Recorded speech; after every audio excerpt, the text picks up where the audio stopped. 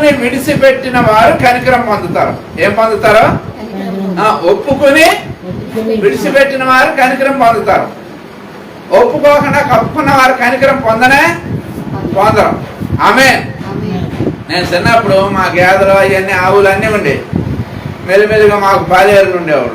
రాత్రులు వాళ్ళు ఏం చేస్తారంటే డబ్బులు తీసేసుకొని రాత్రి ఆ ఇంట్లో దీపం పెట్టి రాత్రి జెండా ఎత్తేసారు.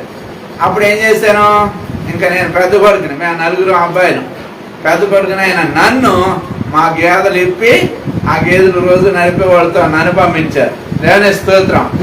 పంపితే ఏమైందంటే అందరూ కోతికొమ్మ చాడుతున్నారు. దొంగ మోసులు దొంగ గుప్పులు ఆటలు ఆడతారు కదా చిన్నపిల్లలు, అలా ఆడేవాళ్ళు గడ్డిమేట్లు.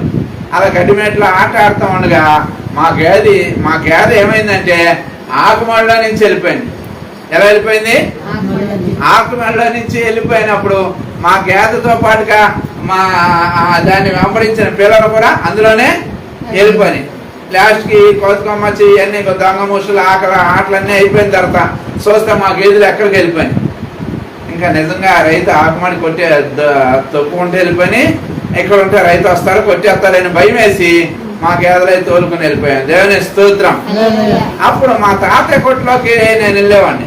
రాయవరపు రాములు దేశీ క్యాంపులో జరిగిన విషయం ఇది. కర్ణాటకలో రాయచూరు జిల్లా గంగావతి తాలూకా దేశీ క్యాంప్ అనే ఊరు. మా తాత దగ్గరికి నేను రోజు వెళ్ళేవాడిని. పావలు ఇచ్చేవాడు. ఆ పావలు వస్తే బెల్లం కొమ్ములు మిఠాయి కొమ్ములు, అదే చక్కెర కొమ్ములు ఇవన్నీ కొనుక్కొని నేను తినేవాడిని. ఎంత పట్టణం వచ్చేది చక్కగా తినేవాడిని. రోజు ఆశ ఏమైపోతే రోజు సాయంత్రం వెళ్ళేటప్పటికి తిన్నగా మా తాత కొట్టు దగ్గర ఈ రైతు ఆకుమడి తొక్కేసింది అన్నాను కదా, ఆ ఆకుమడి రైతు, ఆ చేను రైతు గుమ్మంలో కూర్చొని ఉన్నాడు. దేవుని స్తోత్రం. నా గుండెల్లో పడింది. ఏం పడింది? రాయి పడింది. వచ్చేసేడు వేసేస్తాడు. అక్కడ తప్పించుకున్నాను కానీ ఇక్కడ తప్పించుకోలే. శ్రద్ధగా ఇక్కడ తప్పించుకోలే. అప్పుడు నేను వెళ్ళిన వెంటనే నన్ను దగ్గర తీసుకుని ఏమన్నాడంటే, ఎరకన్నా మా ఆకుమడి ఎవరి గేదెలు తొక్కేసినాయి అని అడిగాడు.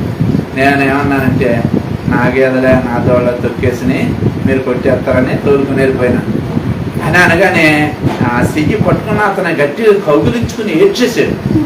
ఎందుకు ఏడ్చేశాడు? ఎందుకు వచ్చేసాడు చెప్పాలి. అంత ప్రేమ పొంగిపోయింది. నిజం ఒప్పుకున్నందుకు ఆయన ఏడ్చేశాడు. దేవుని స్తోత్రం.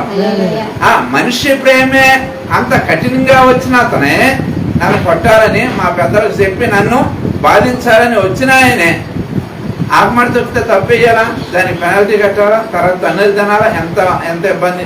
కానీ ఒప్పుకున్నందుకు అంత కనికరం చూపించాడు. దేవుని స్తోత్రం.